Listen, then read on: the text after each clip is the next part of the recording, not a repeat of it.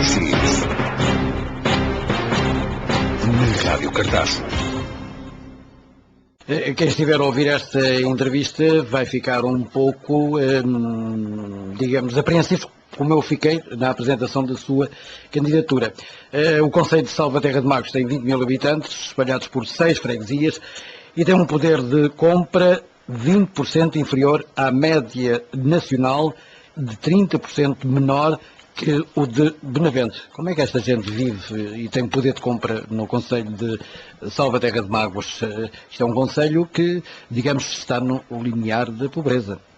Eu não diria tanto, mas está, pelo menos, isso podemos concluir, abaixo da média nacional. Ou seja, a média nacional, num índice do poder de compra calculado pelo Instituto Nacional de Estatística, é, por exemplo, um índice 100.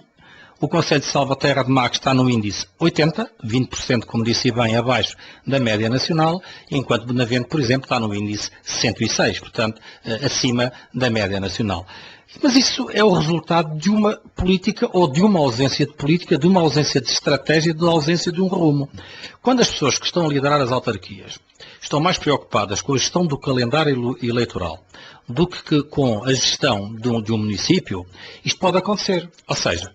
o concelho de Salvaterra de Magos, por força dos erros que cometeu na gestão do capítulo Promoção do Emprego, Desenvolvimento Industrial, Desenvolvimento Económico Sustentado, por erros que cometeu aí, por não ter avaliado, por não ter inventariado esses constrangimentos, gerou a taxa de desemprego que o Joaquim Palmela já referiu,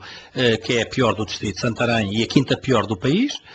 gerou um poder de compra que o Joaquim Palmela também identificou abaixo da média que se verifica no país, e reparem bem, a pobreza que graça por esse país, para que mesmo assim, ponderada a sua média, nós ainda em Salvaterra de Magos estamos abaixo desse poder de compra, mas não é só isso. Em Salvaterra de Magos, por exemplo, não houve investimento, não houve carinho pela educação, não houve um investimento, não foi feito nada em termos de equipamentos ligados à educação. O analfabetismo no concelho de Salvaterra de Magos é 2 vezes superior à média nacional. O número de licenciados anda por metade do concelho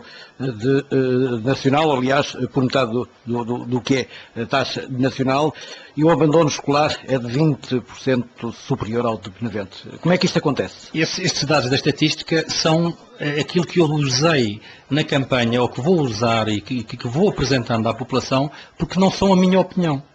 Não são uma opinião, são a realidade, que expressa em números. E contra isso não há argumentação. Aliás, e é precisamente por isso que eu pego nesta entrevista, falando dos números a cru, para que as pessoas tenham a noção do que é que estamos a falar e que não estamos aqui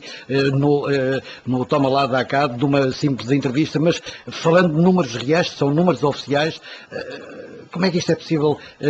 35 anos depois do 25 de Abril? É possível por erros de gestão, ou seja, quando você, como eu dizia, eu comecei a dizer há pouco, está preocupado em permanecer no poder, está preocupado com mérito ou sem mérito, não discuto, está preocupado em garantir que de 4 em 4 anos os eleitores lhe confiam o seu voto, faz as obras que os eleitores pretendam que se faça, acima de tudo, pavimentações, concentra essas obras de pavimentações nos anos das eleições, que é como o Joaquim Palmela e os ouvintes da Rádio Cartaz poderão constatar brevemente se visitarem o concelho de Salvaterra de Magos. Vão ver uma concentração anormal de inaugurações, de pavimentações nestes últimos 3 ou 4 ou 5 meses de um mandato de 4 anos. As pessoas ficam, digamos assim, com a imagem de que o concelho está em movimento, mas depois de passar, e é preciso que os eleitores percebam isso, e os ouvintes da Rádio Cartaz em particular, mas depois de passar o ato eleitoral, estes números que temos estado a falar vão permanecer exatamente iguais. Porquê? Porque, apesar de haver a melhoria pontual da qualidade das pessoas que vivem junto aos arrumamentos que são pavimentados, a verdade é que não há empresas do concelho de Salvaterra de Magos a trabalhar no concelho de Salvaterra de Magos, não há áreas industriais novas criadas no concelho, não há uma política de fixação de empresas, nem de investimentos, não há nada. Logo, apesar das pessoas pensarem que o concelho está a mexer, estão a ser ludibriadas, a expressão é um pouco forte, peço desculpa por ela, estão a ser fintadas, confiando o seu voto a alguém que pensa que está a agir o concelho, mas que na maior parte dos casos, até hoje, pelo menos até à denúncia pública que eu tenho vindo a fazer, as pessoas não tinham sequer a noção de que estes números eram os números que caracterizavam o Conselho de Salvaterra de Magos. Como é que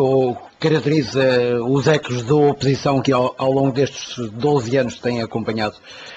Ana Cristina Ribeiro, quer como presidente eleita primeiro pela CDU e agora com 2 mandatos em nome do Bloco de Esquerda? Como é que se chega a este ponto sem que ninguém denuncie isto de viva voz, como o senhor está a fazer agora com números oficiais? Joaquim Palmela, vai-me perdoar, mas a minha candidatura não vai entrar, e é um compromisso de honra que assumi perante os eleitores e perante a minha equipa, a equipa que estamos neste momento a constituir. Nós não vamos entrar na maldicência, nos insultos ou